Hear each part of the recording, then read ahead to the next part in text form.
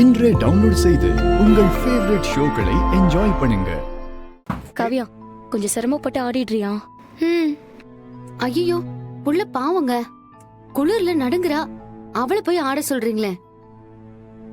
ஆமாங்க, இந்த ஜுரத்துல அவளால ஆடவும் முடியாது. மாயா, இப்ப என்ன பண்றது? Sorry miss. ஏய், எதுக்கு சாரி எல்லாம் சொல்ற? ஒரு பிரச்சனையும் இல்ல. அக்கா, நான் கார் அரேஞ்ச் பண்றேன். நீங்க உடனே காவியாவை ஹாஸ்பிட்டலுக்கு கூட்டிட்டு போங்க. மாயா, இப்ப என்ன பண்றது? ஸ்ருதிக்கு எதிரா யார ஆட வைக்கிறது? ஐயோ, இவ்வளவு முயற்சி பண்ணியும் நமக்கு தான் தோல்வி அவமானமும் மெஞ்சும் போல இருக்கே. கடவுளே, ஏன் இப்படி பண்ற? நாங்க யாரையும் தோக்கடிக்க எந்த முயற்சியும் பண்ணலையே. நேர்மையா ஜெயிக்க தானே ஆசைப்படுறோம்.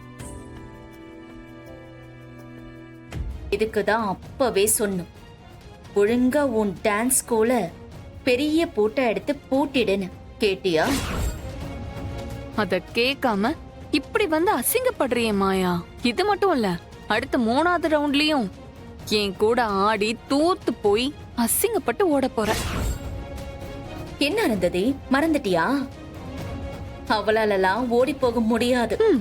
ஸ்டிக் ஒண்ணி நிக்கிறத பாரு. மாயா, காவியாக்கு பதிலா நாம அப்போ ஆட வைக்கலாம்.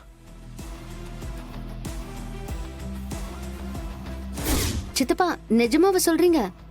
அப்புவால ஆட முடியுமா? என்னால ஆட முடியும்க்கா. பெரியம்மா காவியாக்கு சொல்லி கொடுக்கும் போது நானும் ஆடி கத்துக்கிட்டேன். குட்டி மாப்ள, கலக்கிட்டிடா மாப்ள. நாம சண்டை செய்யணும்டா. நீ ஆடுறா, ஆடு. நான் ஆடுறேன். நான் ஜட்ஜ் மேடம் கிட்ட பேசுறேன். அப்போ வா.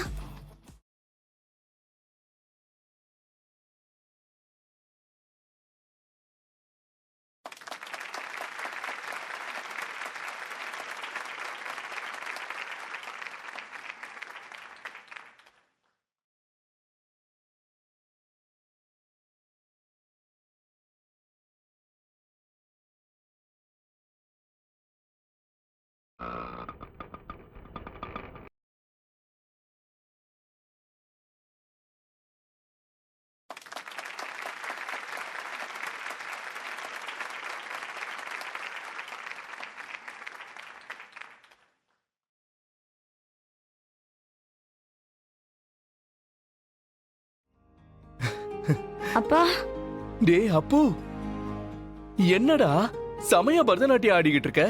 எனக்கு இந்த டான்ஸ் கொஞ்சம் பிடிச்சிருக்குப்பா, அதான் ஆடி பார்த்தேன். டேய், இப்பதான் பாக்குறேன், ரொம்ப நல்லா ஆடுறியேடா.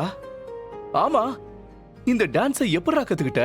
இல்லப்பா, 2-3 தடவை மாயாக்கா ஆடுறத பார்த்தேன். எனக்கு ஸ்கூல் முடிச்சுட்டு மாயாக்காவோட டான்ஸ் ஸ்கூலுக்கு போனால, ஆமா, அங்க பார்த்து கத்துக்கிட்டேன்பா. 2-3 தடவை தான் பாத்திருக்கேன். இவ்வளவு நல்லா ஆடுறியேடா. டேய், சூப்பர்ரா. இல்லப்பா, அங்க பார்த்துட்டு சும்மா இருக்கும் போது ஆடி ஆடி பாப்பேன். அம்மாக்கு டான்ஸ் ஆடுறதுன்னா பிடிக்காது இல்லையா, அதான் அம்மா இல்லாத போது ஆடி பாப்பேன். டேய், அப்பாவுக்கு உன் டான்ஸ் பார்க்கணும் போல இருக்கு.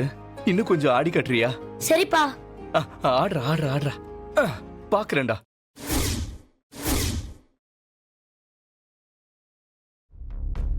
சபாஷ், ரொம்ப நல்லா இருக்குடா.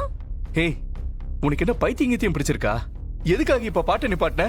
எனக்கு பைத்தியம் பிடிக்கல, உங்களுக்கு உங்க பையனுக்கு தான் பைத்தியம் பிடிச்சிட்டு இருக்கு. படிக்கிற பையனை போய் பரதநாட்டியம் ஆட சொல்லி பாத்துட்டு இருக்கீங்களா? கொஞ்சம் கூட அறிவில்ல?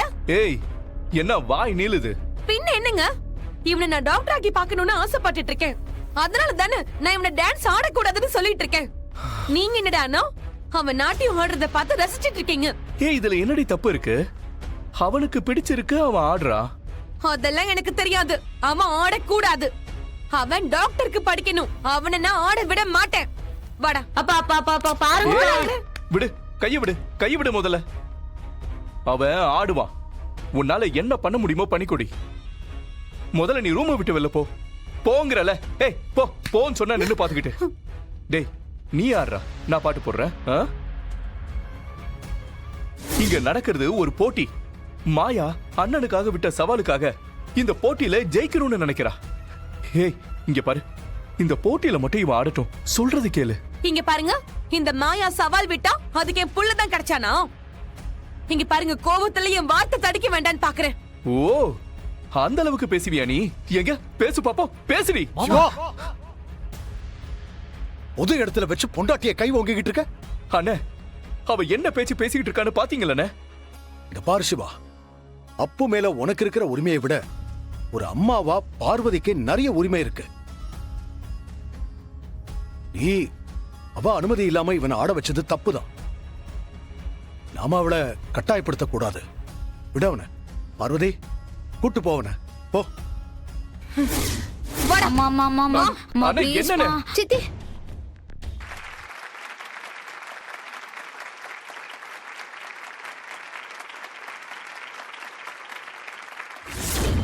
போட்டியில வெல்ல போவது யார், சக்தியா சிவமான ஆவலா காத்துக்கிட்டு இருக்கோம்.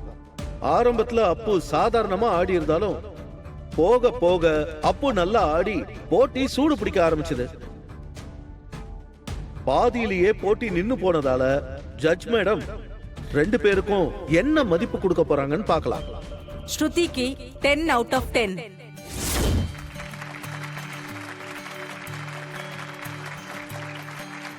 அப்பு போட்டி முடியற வரைக்கும் ஆடலனாலும் ஆடின வரைக்கும் டஃப் காம்படிஷன் கொடுத்தான். அதனால அவனுக்கு 7 மதிப்பெண்கள்.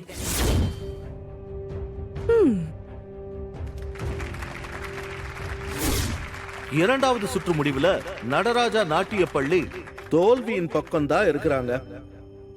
சோ 3வது சுற்று வெற்றியின் திசையை மாற்றுமாங்கிறத பார்க்கலாமா? பாத்தீங்களா மச்சான், அப்பு நல்லா ஆனதுக்கு 7 மார்க் கொடுத்துருக்காங்க. இருந்தாலும் அந்த அருந்ததியோட கைதானே இப்ப ஓங்கி இருக்கு. மச்சான், மாயா எல்லாத்தையும் தலைகீழா மாத்திடுவா. எனக்கு மருமக மேல நம்பிக்கை இருக்கு மச்சான். ஆ, மாயா நல்லா பண்ணு.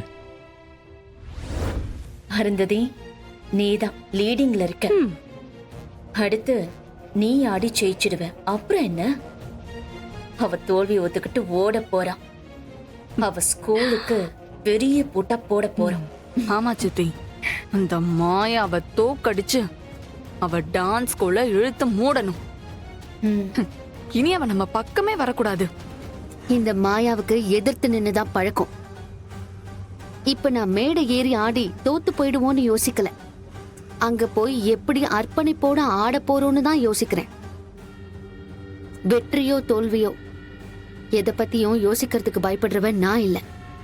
உன்ன மாதிரி எனக்கு இந்த பயம் இல்ல. அப்பப்பப்பப்பப்பா, இப்படி டயலாக் பேசுறது உங்க குடும்பத்துக்கே உள்ள பழக்கம்.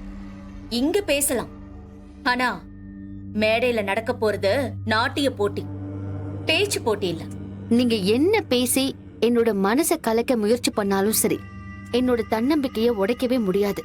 ஐயோ மாயா, இன்னுமா நீ ஜெயிப்பன்னு நம்பிட்டு இருக்க?